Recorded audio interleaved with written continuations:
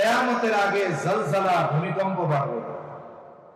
ভূতত্ত্ববিদরা বলে ভূমিকম্প সম্প্রতি সময়ে বাড়তেছে, ভবিষ্যতে আরো বড় বড় ভূমিকম্প হওয়ার সম্ভাবনা বেশি।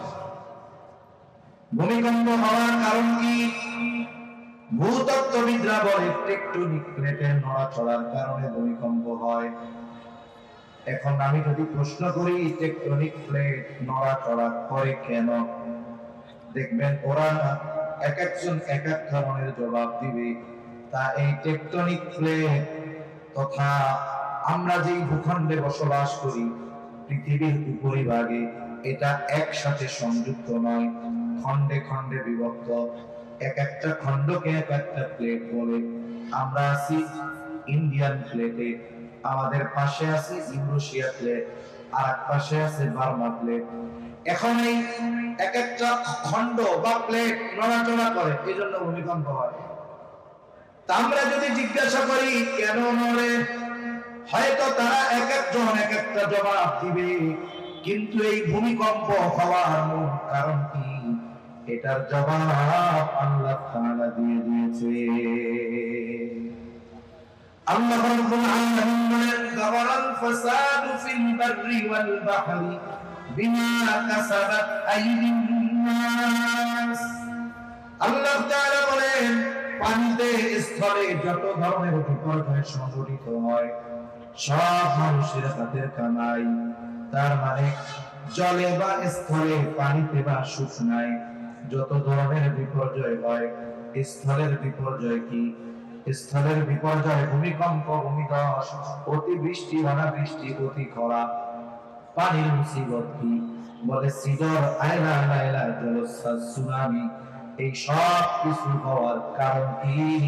এটা কারণ হলো এগুলো আমাদের হাতের কামাই, তথা এইগুলো সংগঠিত হওয়ার প্রথম প্রধান কারণ হলো আমাদের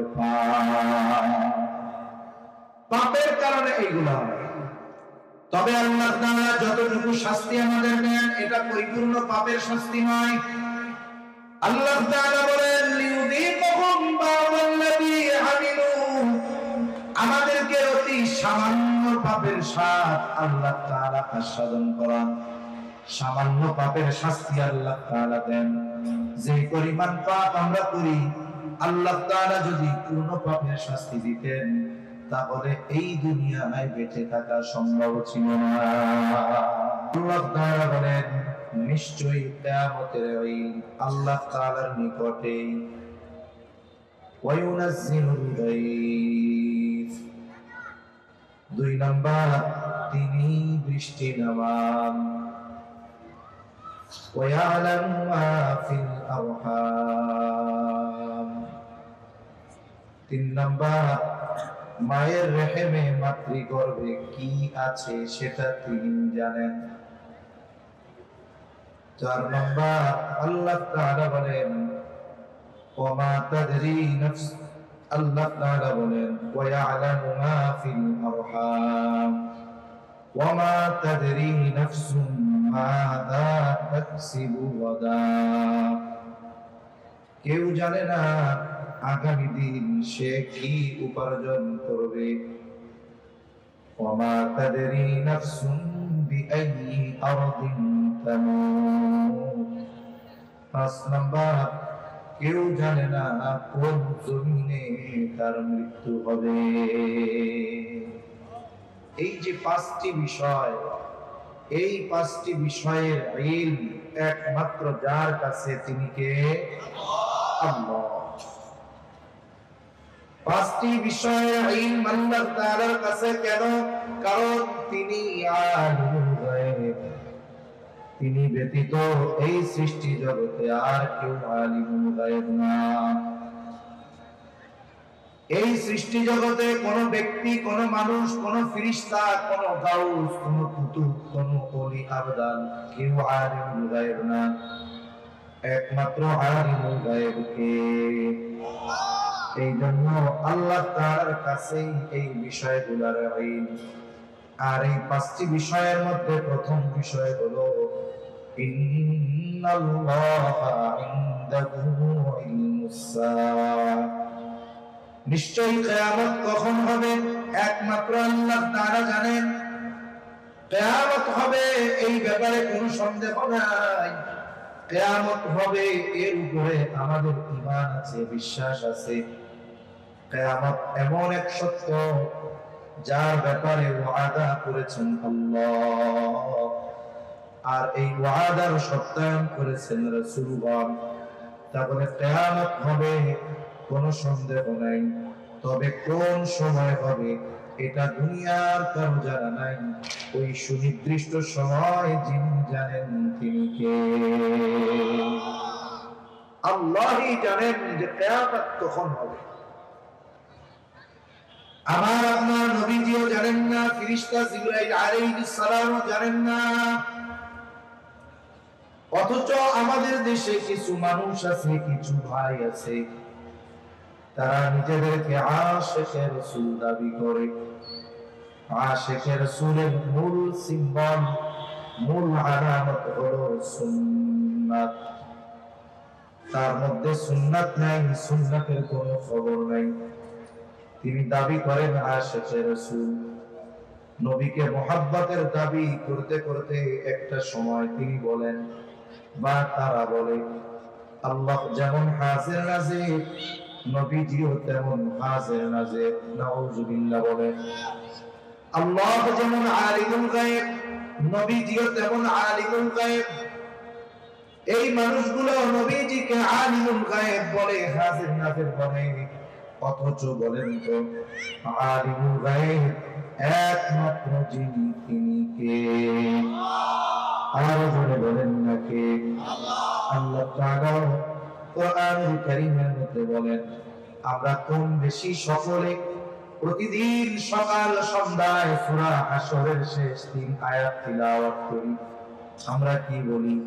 হুয়াল্লাহুল্লাযী লা ইলাহা ইল্লা হু আলিমুল গায়বি ওয়াশ শাহাদাতি হুয়ার রাহমানুর রহিম।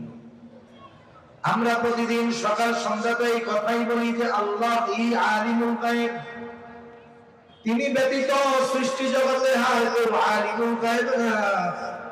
এই জন্য কিয়ামত কখন হবে এটা আমার আপনার নবীজিও জানেন না।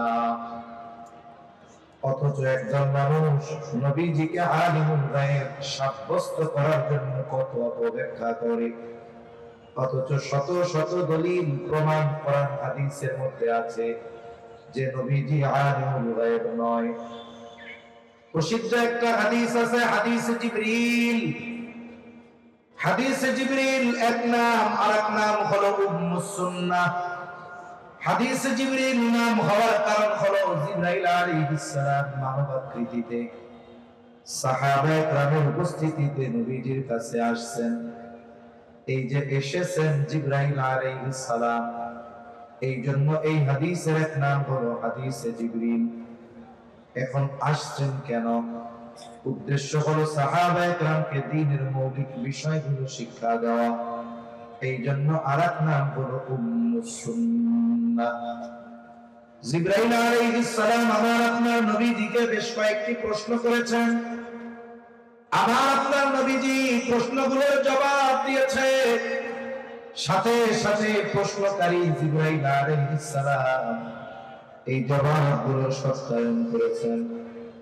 এক নম্বরে প্রশ্ন করেছেন, আখবিরনি আনিল ইসলাম। নবীজিকে জিজ্ঞাসা করতেছে জিবরাইল আলাইহিস সালাম যে আপনি আমাকে বলেন ইসলাম কি? অথচ নবীজিও জানে, জিবরাইল আলাইহিস সালামও জানে। তাহলে প্রশ্ন করার উদ্দেশ্যটা কি?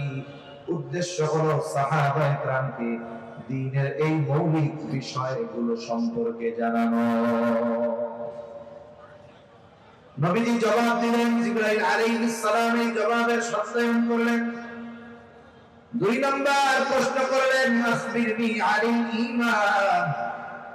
আপনি আমাকে বলেন ঈমান কি জিনিস? নবীজি সাল্লাল্লাহু আলাইহি ওয়াসাল্লাম জবাব দিলেন, জিবরাইল আলাইহিস সালাম সত্যায়ন করলেন। তিন নম্বরে প্রশ্ন করলেন, আখবিরনি আনিল ইহসান। আপনি আমাকে বলেন ইহসান কি জিনিস? নবীজি এইটারও জবাব দিলেন। জিবরাইল আলাইহিস সালাম জবাবের সত্যায়ন করলেন। 4 নম্বরে প্রশ্ন করলেন, আখবিরনি আনিস সাআহ, আপনি আমাকে বলেন কিয়ামত কখন হবে, কিয়ামতের ব্যাপারে বলেন। এই প্রশ্নের জবাবে নবীজি সাল্লাল্লাহু আলাইহি ওয়াসাল্লাম বলেন নাই যে অমুক দিন কিয়ামত হবে, ওই সময় কিয়ামত হবে, এমনটা বলেন নাই। বরং নবীজি এই প্রশ্নের জবাবে বলেন, মাল মাসউল আনহা বিআলামা মিনাস সাইল। নবীজি বলেন, এই ব্যাপারে যাকে প্রশ্ন করা হয়েছে তিনি প্রশ্নকারীর চাইতে বেশি জানেন না। বেশি জানেন না, তবে সমান সমান তো জানে। তাইলে দুইজনই এই বিষয়ে যেই জিনিসটা জানে সেটা হলো কিয়ামত কখন হবে এর সুনির্দিষ্ট সময় ওরা দুইজন জানেন না। জানে কে? ফেরেশতাদের সর্দার জিবরাইল আলাইহিস সালাম, ওহীর বাহক, তিনি জানেন না কিয়ামত কখন হবে। আমার আপনার নবী, নবীদেরও নবী, ওহীর বাহক, ওহীর ধারক, তিনিও জানেন না কিয়ামত কখন হবে। তবে নবীজি সাল্লাল্লাহু আলাইহি ওয়াসাল্লাম অনেক আলামতের কথা আমাদেরকে জানিয়ে দিয়েছেন, যাতে উম্মত ওই আলামতগুলো যখন পরিলক্ষিত হয় সে যেন নিজেকে প্রস্তুত করতে পারে। আমি আপনাদের খেদমতে একটা হাদিস পাঠ করেছি। নবীজি সাল্লাল্লাহু আলাইহি ওয়াসাল্লাম এই হাদিসের মধ্যে 6টি বিষয়ের কথা উল্লেখ করে বলেন, এই 6টা বিষয় যতক্ষণ সংগঠিত না হবে ততক্ষণ পর্যন্ত কিয়ামত সংগঠিত হবে না। কয়টা বিষয়? 6টা বিষয়। অনেক লম্বা কথা হবে না, কারণ হযরত চলে আসছে মনে হয়। অনেক লম্বা কথা হবে না, একেবারে অতি অল্প সময়, বেশি কষ্ট দিব না আপনাদের।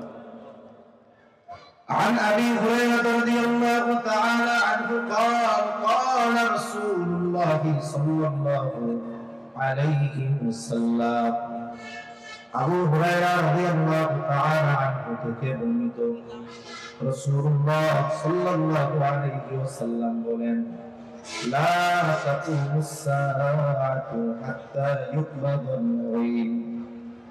নবীজি সাল্লাল্লাহু আলাইহি ওয়াসাল্লাম বলেন, কিয়ামত ততক্ষণ সংগঠিত হবে না যতক্ষণ ইলম উঠিয়ে না নেওয়া হবে।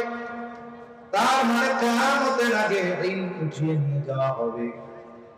এই বিষয়টাকে অনেক মানুষ না বোঝার কারণে, বিশেষ করে গ্রামের মানুষ একসময় গল্পই বলতো যে আল্লাহ তাআলা কিয়ামতের আগে কোরআন হাদিস উঠিয়ে নিয়ে যাবে। অথচ বাস্তবতা হলো কোরআনও থাকবে, হাদিসও থাকবে, কিন্তু ইলম আল্লাহ উঠায় নিয়ে যাবে। এটা কেমনে? গ্রামের মানুষ বলা বলি করতো যে রাতের বেলা একদিন কোরআন হাদিসের লেখা সব উঠে যাবে, মানুষেরা কোরআন হাদিস সব ভুলে যাবে। কিন্তু বিষয়টা এমন নয়, বরং কোরআনও থাকবে, হাদিসও থাকবে, কিন্তু ইলম আল্লাহ উঠায় নিয়ে যাবে। অথচ ইলমের মূল উৎস হলো কোরআন আর হাদিস। এখন এইটা থাকবে, ইলম উঠায় নিয়ে যাবে কেমনে? قال رسول الله صلى الله عليه وسلم, إن الله لا يقبض العلم انتزاعا ينتزعه من العباد। রাসূলুল্লাহ সাল্লাল্লাহু আলাইহি ওয়াসাল্লাম বলেন, আল্লাহ তাআলা তার বান্দার অন্তর থেকে একত্রে ইলম উঠায় দিবেন না। এমনটা হবে না গোটা পৃথিবীর সব হাফেজরা এক রাত্রিতে কোরআন ভুলে যাবে। এমনটা হবে না কোরআন হাদিসের লেখা সব এক রাত্রিতে মুছে যাবে, উঠে যাবে। এমন হবে না মুফতি সাহেবরা সব মাসলা মাসাইল এক রাত্রিতে ভুলে যাবে। এমনটাও হবে না মুহাদ্দিস সাহেবরা হাদিস সব ভুলে যাবে। তাহলে আল্লাহ ইলম কিভাবে উঠায় নেবেন? নবীজি বলেন, ওয়ালাকিন ইয়াকবিদুল ইলমা বিকবদিল উলামা, বরং আল্লাহ তাআলা আলেমদেরকে উঠিয়ে নেওয়া মাধ্যমে উঠায় নিয়ে যাবে। কোরআন হাদিস থাকবে, বরং সময়ের সাথে সাথে লেখা, ছাপা, বাইন্ডিং, প্রিন্টিং এটা আরো চকচকা ঝকঝকা মজবুত হবে। এখন তো এমনও কোরআন শরীফ পাওয়া যায় কালার কোডেড কোরআন, আবার এমনও কোরআন পাওয়া যায় যে কোরআন শরীফের পাতা ওয়াটারপ্রুফ, পানিতে ভিজলে কিচ্ছু হবে না। কোরআন পড়া এখন সহজ। এখন একজন মুরব্বী নতুন করে কোরআন পড়া শিখছে, কায়দা কানুন গুলো মুখস্থ থাকে না, ওনার মনে থাকে না, একফার হরফ যে 15টা ওনার মনে থাকে না। তার কায়দা কত সুন্দর, কয়েক ওইগুলা কিচ্ছু মনে রাখা লাগবে না। একফার হরফ নুন সাকিন তানবিনের পরে একফার হরফ আসলে একটু গুণনা করে পড়তে হবে, এটা তো মনে আছে, তাই হ্যাঁ আছে, কিন্তু অক্ষর কোনটা একফার এটা মনে রাখবো কেমনে? ওই টেনশন নাই, যেই জায়গায় দেখবেন লেখাটা নীল কালারের বুঝবেন এটা একফার না। অক্ষর মুখস্থ করার দরকার আছে? কালার দেখেই তো গুণনা করে আসবে। কালার পড়েন কোরআন। এখন কোরআন পড়া সহজ। অনেক জায়গায় দেখবেন, অনেক মসজিদ, অনেক প্রতিষ্ঠানে 30 দিনে 2 মাসে কোরআন তিলাওয়াত শেখানো হয়। এত মেহনত হয় কোরআন শেখানোর ব্যাপারে।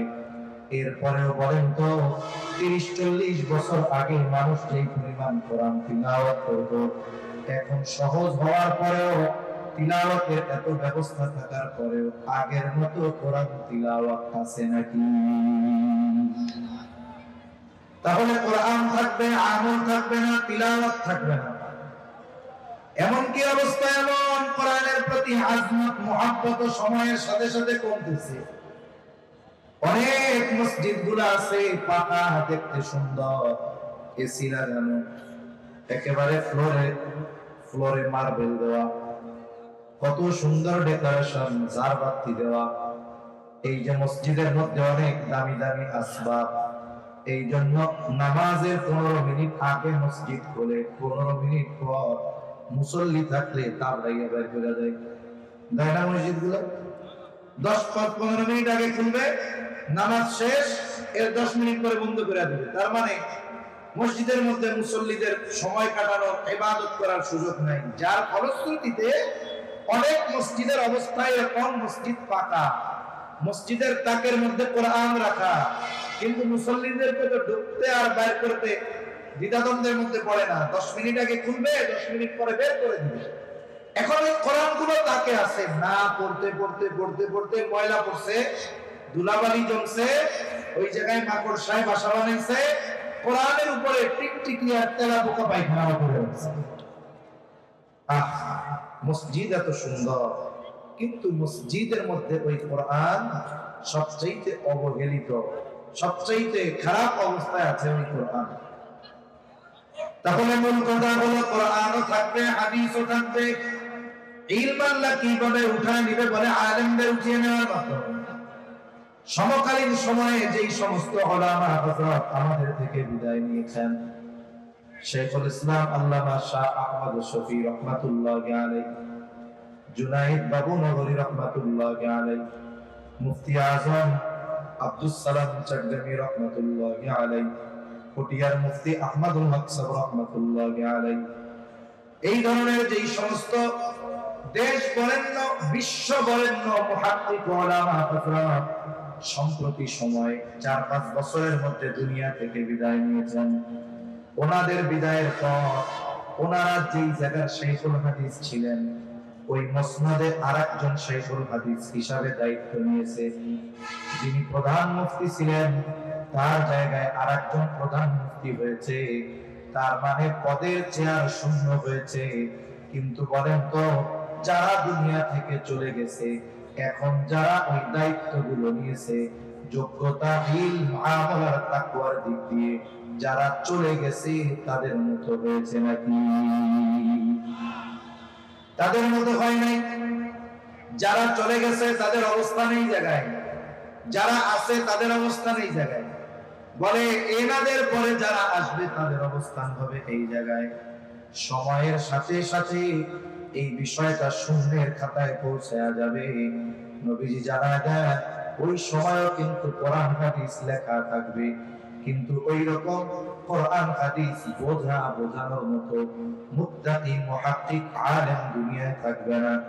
এইবার মানুষেরা জাহেলদের কাছে ফতোয়া জিজ্ঞাসা করার জন্য যাবে, কারণ তখন জাহেলদেরকে মানুষেরা ধর্মীয় নেতা বানাবে, তাদের কাছে গিয়ে ফতোয়া জিজ্ঞাসা করবে। ওই জাহেল যাচাই বাছাই না করে ফতোয়া প্রদান করবে। নবীজি জানায় দেন, ফতোয়া প্রদানকারী আর জিজ্ঞাসাকারী উভয়ে পথভ্রষ্ট হবে। তাহলে প্রথম কথা, কিয়ামত ততক্ষণ হবে না যতক্ষণ না ইলম উঠিয়ে না নেওয়া হবে। আর আল্লাহ তাআলা ইলম কিভাবে উঠায় নেবেন? আলেমদেরকে উঠায় নেওয়ার মাধ্যমে আল্লাহ ইলম উঠায় নেবেন। এই জন্য আমাদের করণীয় কাজ, এক নাম্বার, যারা দুনিয়া থেকে চলে গেছে উলামায়ে কেরাম তাদের জন্য দোয়া করা, যারা দুনিয়ায় আছে তাদের জন্য আল্লাহর কাছে নেক হায়াত কামনা করে দোয়া করা, সাথে সাথে আলেম তৈরির কারখানা, ফ্যাক্টরি, এই মাদ্রাসাগুলোর প্রতি সর্বোচ্চ সহমর্মিতা প্রদর্শন করা। এমনটা যেন আমাদের মাধ্যমে না হয় যে আমরা জাগতিক কারণে, রাজনৈতিক কারণে, আমার দলের না হওয়ার কারণে উলামায়ে কেরাম, মাদ্রাসা, কোরআন হাদিস এইগুলার জন্য আমরা দুশমন না বানাই। এই কাজ করেন না, তাহলে ধ্বংস হয়ে যেতে হবে। উলামায়ে কেরামের ব্যাপারে আমরা যেন শত্রুতা, বিদ্বেষ জ্বালান না করি, তাহলে সব শেষ হয়ে যাবে। এজন্য সাবধান। আমরা যাই মনে করি না কেন, এই যে দুনিয়া, কিয়ামত আমাদের থেকে দূরে থাকার অন্যতম কারণ এই উলামায়ে কেরাম। কেননা তাদের মাধ্যমে আল্লাহ তাআলা ইলমের হেফাজত করেন। ইলম যখন উঠায় নেবেন তখন কিয়ামত দ্রুততার সাথে কাছে চলে আসবে। দুই নম্বর, নবীজি সাল্লাল্লাহু আলাইহি ওয়াসাল্লাম বলেন, ওয়া তাকসুরাজ জালাজিলু, কিয়ামত ততক্ষণ হবে না যতক্ষণ না জালজালা, ভূমিকম্প না বাড়বে। ভূতত্ত্ববিদ যারা, তারা বলে সময়ের সাথে সাথে ভূমিকম্প বাড়তেছে, আর এই ভূমিকম্প বাড়ার মাত্রা সামনে আরো বেশি। মনিটরের আওয়াজ দেন কোথায়? মাইকওয়ালা কই? এই মনিটরের আওয়াজ ফুল ছাড়েন, ফুল মনিটরের আওয়াজ ছাড়েন। তাহলে কিয়ামতের আগে জালজালা, ভূমিকম্প বাড়বে। ভূতত্ত্ববিদরা বলে ভূমিকম্প সম্প্রতি সময়ে বাড়তেছে, ভবিষ্যতে আরো বড় বড় ভূমিকম্প হওয়ার সম্ভাবনা বেশি। ভূমিকম্প হওয়ার কারণ কি? ভূতত্ত্ববিদরা বলে টেকটনিক প্লেটের নড়াচড়ার কারণে ভূমিকম্প হয়। এখন আমি যদি প্রশ্ন করি টেকটনিক প্লেট নড়াচড়া করে কেন, দেখবেন ওরা এক একজন এক এক ধরনের জবাব দিবে। তা এই টেকটনিক প্লেট তথা আমরা যেই ভূখণ্ডে বসবাস করি, পৃথিবীর উপরিভাগে, এটা একসাথে সংযুক্ত নয়, খণ্ডে খণ্ডে বিভক্ত। এক একটা খণ্ডকে এক একটা প্লেট বলে। আমরা আছি ইন্ডিয়ান প্লেটে, আমাদের পাশে আছে ইউরোশিয়া প্লেট, আর এক পাশে আছে বার্মা প্লেট। এখন এই এক একটা খণ্ড বা প্লেট নড়াচড়া করে, এই জন্য ভূমিকম্প হয়। তা আমরা যদি জিজ্ঞাসা করি কেন নড়ে, হয়তো তারা এক একজন এক একটা জবাব দিবে। কিন্তু এই ভূমিকম্প হওয়ার মূল কারণ কি, এটার জবাব আল্লাহ তাআলা দিয়ে দিয়েছে। আল্লাহ রাব্বুল আলামিন বলেন, যাওয়াল ফাসাদু ফিল বাররি ওয়াল বাহরি বিমা কাসাবাত আইদিন নাস। আল্লাহ তাআলা বলেন, পানিতে, স্থলে যত ধরনের বিপর্যয় সংঘটিত হয় সব মানুষের হাতের কামাই। তার মানে জলে বা স্থলে, পানিতে বা শুকনায় যত ধরনের বিপর্যয় হয়, স্থলের বিপর্যয় কি? স্থলের বিপর্যয় ভূমিকম্প, ভূমিধস, অতিবৃষ্টি, অনাবৃষ্টি, অতি খরা। পানির মুসিবত কি? বলে সিডর, আয়লা, লাইলা, জলোচ্ছ্বাস, সুনামি। এই সব কিছু হওয়ার কারণ কি? এটা কারণ হলো এগুলো আমাদের হাতের কামাই, তথা এইগুলো সংগঠিত হওয়ার প্রথম প্রধান কারণ হলো আমাদের পাপ। পাপের কারণে এইগুলো হয়। তবে আল্লাহ তাআলা যতটুকু শাস্তি আমাদের দেন এটা পরিপূর্ণ পাপের শাস্তি নয়। আল্লাহ তাআলা বলেন লিউযীকুহুম বা'দাল্লাযী আমিলু, আমাদেরকে অতি সামান্য পাপের স্বাদ আল্লাহ তাআলা আস্বাদন করান। সামান্য পাপের শাস্তি আল্লাহ তাআলা দেন।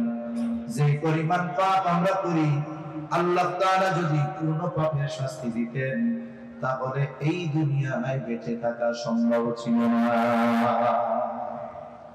যা দেন, যা ঘটে, এটা অতি সামান্য পাপের প্রতিদান।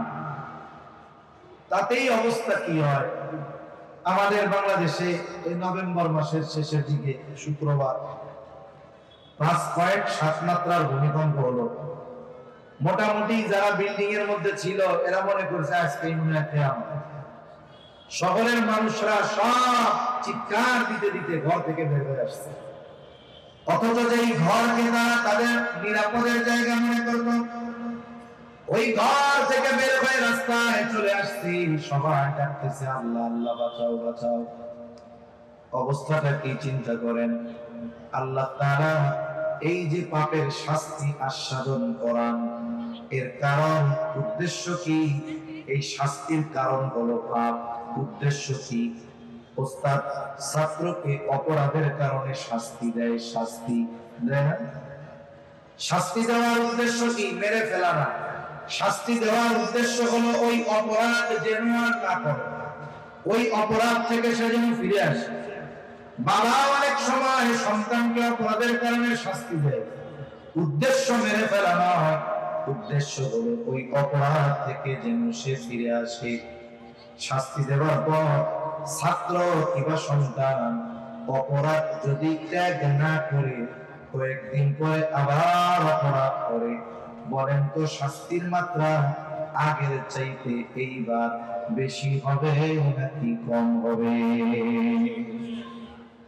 আগের বার যদি 5টা দিয়া থাকে এইবার দিবে 10টা। এই তোরে আগের বার 5 বার পিটাইছি এই অপরাধের জন্য, তোর শিক্ষা হয় নাই, তুই আবার এই অপরাধ করছস। অপরাধ এক, কিন্তু শাস্তি এবার দিবে।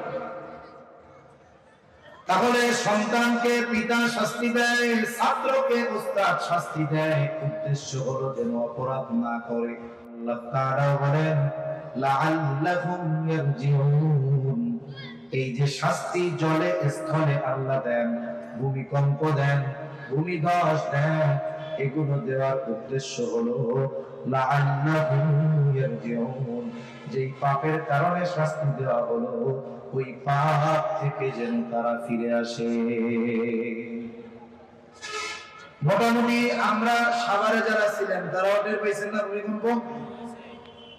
এখন এই ভূমিকম্প আল্লাহ কেন দিছে? যেন পাপ থেকে আমরা ফিরি, নেকের কাজ যেন বেশি করি। তাহলে এই ভূমিকম্পের পরে আমাদের মসজিদগুলা ফজরের নামাজে আগে যেই জায়গায় 5 কাতার হইতো এখন 15 কাতার হয়। 15 কাতার হয় না? আরো কমছে না? তাহলে মনে হয় এলাকার চার দোকানের আড্ডাবাজি এখন আর নাই। চায়ের দোকানের টেলিভিশন গুলায় এখন আর নাচ গান চলে না, শুধু কোরআন হাদিস আর ওয়াজ চলে। না? ও তাইলে মনে হয় এলাকায় আর কেউ সুদ খায় না, তাইলে মনে হয় আর ঘুষ টুস চলে না এখন। তার মানে কি হলো? আপনারাই বলছেন একই অপরাধে যে শাস্তি দেওয়া হয়, ওই অপরাধ যদি ত্যাগ না করা হয় পরে শাস্তি আরো কঠোর হয়। তাহলে আমাদের পাপের কারণে শাস্তি হইল 5.7 মাত্রার ভূমিকম্প।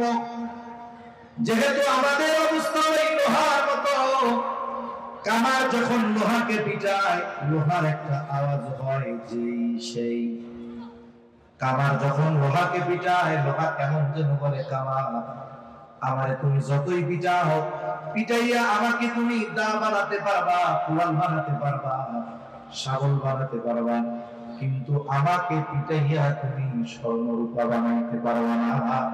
আমি যেই সেই লোহাই থেকে যাব। আমাদের অবস্থাও এইরকম যে ভূমিকম্প 5.7 মাত্রার হইছে, এরপরেও আমরা মসজিদমুখী হই নাই, এরপরেও আমরা আরাম থেকে বাঁচি নাই, সুদ ঘুষ ছাড়ি নাই, দ্বীনের পথে আসি নাই, পাপের পথ পরিহার করি নাই। তাইলে 5.7 গেছে, সামনে অপেক্ষা থাকতে হবে যে ওইটা হবে 7.5। আর আমাদের দেশের মানুষ তো বলতেছে যে যদি 7 পয়েন্টের উপরে ভূমিকম্প বাংলাদেশে হয় তাইলে ঢাকাতে উদ্ধার অভিযান চলবে না, ওইটার পরিত্যক্ত ঘোষণা করা হবে। তাহলে পাপ ছাড়ার দরকার আছে তো। আল্লাহ আমাদের পাপ মুক্ত জীবন গঠনের তৌফিক দান করেন। 3 নম্বর, নবীজি সাল্লাল্লাহু আলাইহি ওয়াসাল্লাম বলেন ওয়ায়াতাকারাবাজ জামান, কিয়ামতের আগে সময় নিকটবর্তী হয়ে যাবে, সময় নিকটবর্তী হয়ে যাবে। নবীজি আর হাদিসের মধ্যে বলেন এক যুগ 1 বছরের মতো মনে হবে, বছরকে মাসের মতো মনে হবে, মাসকে সপ্তাহের মতো মনে হবে, সপ্তাহকে দিনের মতো মনে হবে, দিনকে ঘন্টার মতো মনে হবে, ঘন্টাকে মিনিটের মতো মনে হবে, মিনিটকে আগুনের স্ফুলিঙ্গ তথা সেকেন্ডের মতো মনে হবে। মুহাদ্দিসিনে কেরাম বলেন এর দ্বারা উদ্দেশ্য হলো সময় থেকে বরকত উঠে যাবে। যে জিনিসে বরকত নাই এটা অনেক বেশি হইলেও ওইটার দ্বারা উপকার লাভ করা যায় না, আর যেই জিনিস পরিমাণে কম কিন্তু বরকত আছে, বরকত ওইটা অল্প হলেও ওইটা দিয়া বেশি উপকার লাভ করা যায়। সময় বরকতহীন হয় পাপের কাজের কারণে, অহেতুক কাজের কারণে, গুনার কাজের কারণে সময় থেকে বরকত চলে যায়। আর যদি কোনো ব্যক্তি নেকের কাজ করে, ভালো কাজ করে, বলে সময়টা আল্লাহ তাআলা বরকতময় করে দেয়। আর সময় যদি বরকতময় হয়, অল্প সময়ে মানুষ অনেক কাজ করতে পারে।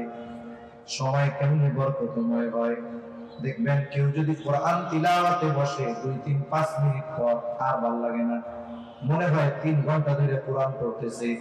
কিন্তু চায়ের দোকানে 3 ঘন্টা আড্ডা দিলে মনে হয় মাত্র 10 মিনিট বসছি, তাই না? চার দোকানে আড্ডার সময়, মোবাইলের সময়, ফেসবুকের সময়, ইউটিউবের সময় মুহূর্তের ভিতরে চলে যায়, কিন্তু কোরআন তিলাওয়াত করতে গেলে কষ্ট হয়, নামাজে কেরাত একটু লম্বা হলে কষ্ট হয়, যদি খতম তারাবিতে অন্য মসজিদের চাইতে 2 মিনিট বেশি লাগে কষ্ট হয়ে যায়।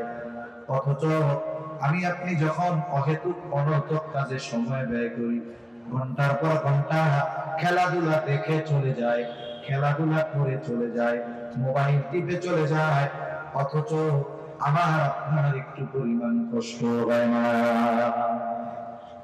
সময় এক নিয়ামত, এটা কত বড় নিয়ামত, যা থাকে সে বুঝে না, কিন্তু যখন সে বুঝে এটার দাম তখন করার কিছু থাকে না। আল্লাহ রাব্বুল আলামিন জানায় দেন মানুষ মারা যাবার পরে কথা বলে, নবীজি বলেছেন, তবে দুনিয়ার মানুষ ওই মাইয়িতের কথা শুনতে পায় না, যদি শুনতে পাইতো ভয়ে দাফন কাফন বাদ দিয়ে দিত। কিছু মানুষ তো দুনিয়ার হায়াতে ভালো কাজ করে নাই, দান সাদকা করে নাই, ওই মানুষগুলো মারা যাবার পর আল্লাহ তাআলার কাছে ফরিয়াদ করে বলে, ফায়াকুলা রাব্বি লাউলা আখরতনি ইলা আজালিন করিব ফাআসাদদাকা ওয়া আকুন মিনাস সালিহিন। ও রব, যদি আবার একটু দুনিয়ায় যাওয়ার অবকাশ দিতেন, যদি একটু অবকাশ দিতেন, মানে আবার যদি দুনিয়ায় একটু যাওয়ার সুযোগ দিতেন, ফাআসাদদাকা, ওই হায়াতে সম্পদ ছিল সাদকা করতে পারি নাই, এইবার যদি একটু দুনিয়ায় যাইতে দিতেন আমি সাদকা করতাম, ওয়া আকুন মিনাস সালিহিন, আমি সৎ কর্মশীলদের অন্তর্ভুক্ত হয়ে যাইতাম। তার মানে এইবার যদি যাইতে দেন সাদকা করব, সাথে সাথে নেক আমল করব, আর ওই নেককারদের অন্তর্ভুক্ত হয়ে যাইব। বলেন তো, যত আবেগ নিয়ে আল্লাহ তাআলার কাছে ফরিয়াদ করা হোক না কেন, ওই ফরিয়াদকারীকে একটা সেকেন্ডের জন্য আল্লাহ পুনরায় দুনিয়ায় আসার সুযোগ দিবে নাকি? আল্লাহ তাআলা ওই সুযোগ আর দিবে না। অথচ ওই হায়াত এখন আমাদের আছে না নাই?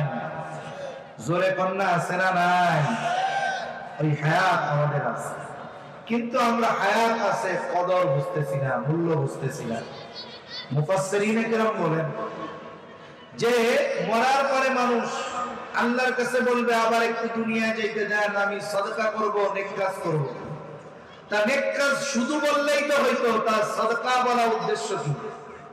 বলে মৃত ব্যক্তির জন্য সবচাইতে বেশি কাজে লাগে যে জিনিসটা, সেটা হলো সাদকা। আর সেটা যদি হয় সাদকায়ে জারিয়া। অনেক সময় আমরা কি চিন্তা করি জানেন, আমি পয়সা থাকতে শুধু টাকা ইনকাম করব, আমি মরার পরে আমার পোলা পায় না আমার নামে সাদকায়ে জারিয়া করবে। এই চিন্তা যারা করে এরা হলো বোকা। উচিত কি? উচিত হলো আমি দুনিয়ায় বেঁচে থাকতেই এমন কিছু সাদকা করা, এমন জায়গায় সাদকা করা, এমন কিছু সাদকা করা যেটা আমি মৃত্যুর পরে আমার যেন আমার ওয়ারিসদের প্রতি মুখাপেক্ষী না থাকতে পারে। যে আমার সন্তান আমার জন্য দান করবে, একটু সওয়াব পাবো, দরকার নাই, ওইটা পরের হিসাব। আগে নিজের পথ মাপতে হবে।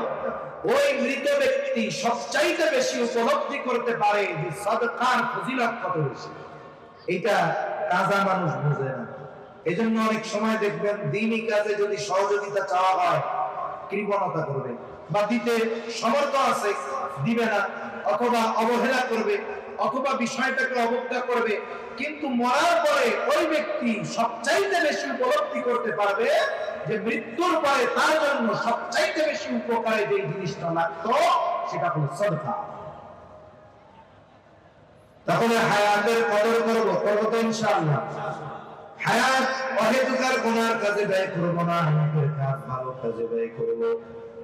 4 নাম্বার, নবীজি সাল্লাল্লাহু আলাইহি ওয়াসাল্লাম বলেন ওয়াতাযহারুল ফিতান, কিয়ামতের আগে ফিতনা প্রকাশ পাবে। উদ্দেশ্য হলো দাজ্জালের ফিতনা। দাজ্জালের ফিতনা এই উম্মতের জন্য সবচেয়ে কঠিন ফিতনা। নবীজি উম্মতের প্রতি বড় রকম দিন, এই জন্য আমল শিখিয়ে দিয়েছেন। জুমার দিন যারা সূরা কাহফ তিলাওয়াত করবে, নবীজি বলেন আল্লাহ তাআলা তাদেরকে দাজ্জালের ফিতনা থেকে হেফাজত করবে। পুরা সূরা পড়তে পারেন না, অসুবিধা নাই, আপনি কমপক্ষে 10টা আয়াত পড়েন জুমার দিন, প্রথম 10টা আয়াত পড়েন, বারবার ওইটা শুনেন, অডিও রেকর্ডিং করে মুখস্থ হয়ে যাবে। তাও যদি পড়তে না পারেন, জুমার দিন আপনার মসজিদের ইমাম সাহেবকে গিয়ে বলেন হুজুর আমাদেরকে একটু সূরা কাহফের 10টা আয়াত তিলাওয়াত করে শোনান। ইমাম সাহেবের বেতন আমরা বাড়াই আর না বাড়াই, যদি বলি উনি স্বতঃস্ফূর্ত ভাবে আমাদেরকে এটা তিলাওয়াত করে শোনাবে, এইটা বলবে না যে দেখেন বেতন বাড়ান না কেন, সূরা কাহফের 10 আয়াত শোনাইতে পারবো না। এটা ইমাম সাহেব বলবে? বলবে না। আমরা ওনার কাছ থেকে শুনবো, রেকর্ডিং করে নিয়ে নিজেরা শুনতে শুনতে মুখস্থ করবো। বুজুর্গানে দিন বলেন এই আমলটা জরুরি বানাবো। কেমন জরুরি? বেঁচে থাকার জন্য শ্বাস প্রশ্বাস যেমন জরুরি, এই আমলটা এরকম জরুরি বানাবো। কেন? বলে দাজ্জাল আসার আগে আরো অনেক বড় বড় ফিতনা আসবে। দাজ্জালের আগমন, তার আগমনকে প্রস্তুত করার জন্য, আগমনের ক্ষেত্রকে তৈরি করার জন্য অনেক ফিতনা আসবে। এই আমলকারীরা ওই সময়টাতেও দাজ্জাল আগমনের আগে যে ফিতনাগুলো আসবে, সূরা কাহফের আমলের বদৌলতে আল্লাহ তাআলা ওই ফিতনাগুলো থেকেও তাদের হেফাজত করবে। সুবহানাল্লাহ। 5 নাম্বার, ওয়াতাকসুরুল হারাজ, কিয়ামতের আগে হারাজ বাড়বে। সাহাবায়ে কেরাম জিজ্ঞাসা করলেন ইয়া রাসূলুল্লাহ, আমরা তো প্রতি বছর যুদ্ধের ময়দানে হাজার হাজার মুশরিকদের হত্যা করি, এটাও কি হারাজ? নবীজি বলেন না না, হারাজ কি? নবীজি পরিচয় দেন যে প্রতিবেশী প্রতিবেশীকে হত্যা করবে, চাচা ভাতিজাকে হত্যা করবে, এটা হলো পারস্পরিক হত্যাকাণ্ড। তার মানে এই হত্যা মুসলিম কর্তৃক কাফেরদের সাথে, কাফের কর্তৃক মুসলমানদের সাথে সংগঠিত হবে এমন নয়, বরং এই হত্যাকাণ্ড হবে মুসলমান মুসলমানকে হত্যা করবে। এই দুনিয়ায় যদি দৈনিক কাফেররা 100 মুসলমান হত্যা করে, বিপরীতে যদি হিসাব করা হয় দেখা যাবে দৈনিক পৃথিবীতে মুসলমানের হাতে মুসলমান হত্যা হয় 1000-এর উপর। ব্যক্তিগত কারণে হত্যা, পারিবারিক কারণে হত্যা, সামাজিক কারণে হত্যা, রাজনৈতিক কারণে হত্যা, প্রভাব প্রতিপত্তি বিস্তারকে কেন্দ্র করে হত্যা, এমনকি আমাদের দেশে দোকানদার 2 টাকা বাকি পাইতো চাইছে কেন, এই কারণে হত্যা আছে না নাই? এত পরিমাণ হত্যা বেড়েছে, যাকে হত্যা করা হয় সে জানে না কেন আমাকে হত্যা করা হলো, আর যারা হত্যা করে তারাও জানে না কেন হত্যা করলাম। নবীজি সাল্লাল্লাহু আলাইহি ওয়াসাল্লাম বলেন, সিবাবুল মুমিনি ফুসুকুন ওয়া কিতালুহু কুফর। নবীজি বলেন, মুমিনকে গালি দেওয়া ফাসিকি, হত্যা করা কুফর। হত্যা বহুদূর, গালি দেওয়া বহুদূর। আমি তো এমন মুসলমান হব যে আমার জবান দিয়ে আমি অন্যায় ভাবে আর এক মুসলমান ভাইকে কথার দ্বারা কষ্ট দিব না। নবীজি সাল্লাল্লাহু আলাইহি ওয়াসাল্লাম বলেন, আল মুসলিমু মান সালিমাল মুসলিমুনা বিল লিসানিহি ওয়া ইয়াদি। নবীজি বলেন, প্রকৃত মুসলমান হলো সে যার জবান আর হাতের অনিষ্ট থেকে অপর মুসলমান থাকে নিরাপদ। কি বাজে জায়গা, হ্যাঁ, গান বাজে। এটা যদি ইচ্ছা করে বাজায় থাকে তাহলে এর জন্মের সমস্যা আছে। যদি ইচ্ছা করে বাজায় ওর জন্মের সমস্যা আছে, ও জানো কার আগে কোনো সন্দেহ। কারণ এক জায়গায় কোরআন হাদিসের আলোচনা আর এই জায়গায় বাধা দেওয়া, এটা কোন বৈধ বাবা মায়ের সন্তানের দ্বারা সম্ভব না, মনে রাখতে হবে। তাহসেন কথার শেষের দিকে যে আর কিছু তো বলার নাই, বলার আছে আর কিছু, আমাকে মারামারি দরকার আছে, এগুলো তো কোরআন হাদিস দিয়ে প্রমাণিত বিষয়, এটা বলার কোনো অবকাশ নাই। যারা করে এগুলো তারাও করে। তো সম্মানিত উপস্থিতি, 6 নাম্বার, নবীজি সাল্লাল্লাহু আলাইহি ওয়াসাল্লাম বলেন, হাত্তা ইয়াকতুরা ফীকুমুল মালু ফায়াফীদু। নবীজি সাল্লাল্লাহু আলাইহি ওয়াসাল্লাম বলেন, কিয়ামত ততক্ষণ হবে না যতক্ষণ না মানুষের মাল সম্পদ উপচিয়ে না পড়বে। সর্বশেষ বিষয়, এটা কখন হবে? মুহাদ্দিসিনে কেরাম বলেন, এটা হবে ঈসা আলাইহিস সালামের পুনরাগমনের পর। ওনার মূল আগমন হয়ে গেছে, ওনার হায়াতের কিছু অংশ বাকি থাকতে আল্লাহ ওনাকে উঠিয়ে নিয়ে গিয়েছেন। আবার আল্লাহ তাআলা ওনাকে পাঠাবেন, উনি দুনিয়ায় আসবেন, দাজ্জালকে হত্যা করবেন। ওনার উপরে কিতাব নাযিল হয়েছে ইনজিল, উনি ওইটার দাওয়াত দিবেন না, উনি খ্রিস্ট ধর্মের দাওয়াত দিবেন না, উনি দাওয়াত দিবেন কোরআনের, উনি দাওয়াত দিবেন ইসলামের। ওনার সময় পৃথিবীব্যাপী ইসলাম এত পরিমাণ প্রসারিত হবে, পৃথিবীর আনাচে কানাচে ইসলাম পৌঁছায় যাবে। আল্লাহ তাআলা ঈমানদার আর মুত্তাকি হওয়ার কারণে আসমান আর জমিনের বরকতের দরজাগুলো আল্লাহ খুলে দিবে। বরকতের দরজা খুলে যাবে, মানুষের সম্পদ এত বেশি হবে যে গোটা পৃথিবীতে সাদকা নেওয়ার মতো একজন মানুষ ওই সময় খুঁজে পাওয়া যাবে না। অথচ মানুষের মন চাইবে যে আমি একটু সাদকা করি, কিন্তু সাদকা নেওয়ার মতো মানুষ খুঁজে পাওয়া যাবে না। সম্মানিত উপস্থিতি, আমার কথা শেষ। এই যে দেখুন, দ্বীনি প্রতিষ্ঠানগুলো যতদিন থাকবে, ইলমের চর্চা থাকবে, উলামায়ে কেরাম থাকবে, আল্লাহ তাআলা কিয়ামতে আমাদের থেকে দূরে সরিয়ে রাখবে। কি না বলেন? এজন্য এই মাদ্রাসাগুলো, দ্বীনি প্রতিষ্ঠানগুলো, এগুলো পরিচালনার দায়িত্ব, এগুলোর প্রয়োজন মেটানোর ব্যবস্থা আপনারাই করেন, আমাদেরই করতে হবে। এছাড়া উপায় নেই। তার মাধ্যমে বলে সাদকা যে করলাম, দান যে করলাম, এর কি দাম বুঝতে পারতেছে মরা মানুষ যে সাদকার কি দাম। ওই আফসোস করে ওই সময় বলবে, আবার যদি একটু দুনিয়ায় যাইতে পারতাম সাদকা করতাম। এখন তো আমরা দুনিয়ায় আছি, অনেকের সামর্থ্য আছে, একটা সময় মানুষের সামর্থ্য থাকবে কিন্তু নেওয়ার মতো মানুষ থাকবে না, মন চাইবে সাদকা করার মতো। আর মৃত্যুর পরে মানুষের জন্য সবচাইতে উপকৃত যেই বিষয়গুলোর দ্বারা মানুষ হয়, এর মধ্যে অন্যতম হলো সাদকা। এখন আপনাদের কাছে একটু অনুরোধ, অনুযোগ, যে এই যে দ্বীনি প্রতিষ্ঠান, এই দ্বীনি প্রতিষ্ঠানের জন্য আপনাদের সহযোগিতা দরকার। দোয়ার দ্বারা করবেন, যার আল্লাহ তাআলা অর্থ দিয়েছে, সামর্থ্য আছে, সে অর্থের দ্বারা করবে। যার যেটা দিয়ে সহযোগিতা করার সামর্থ্য আছে, সে সেটা দিয়ে করবে।